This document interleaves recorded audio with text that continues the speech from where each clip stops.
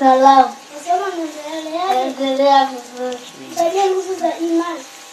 Nguzo za imani ni 6. Ya kwanza, kuamini Mwenyezi Mungu. Ya pili, kumwamini Mwenyezi Mungu. Ya tatu, kuamini malaika zake.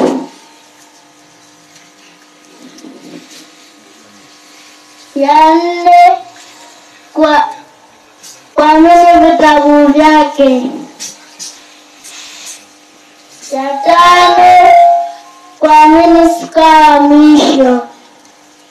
Ya sita, kuamini kadari zake.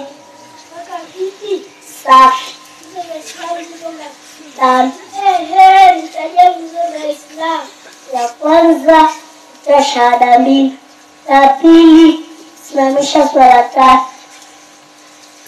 Ya tatu, kutoa zaka. Ya 4, kufunga Ramadhani.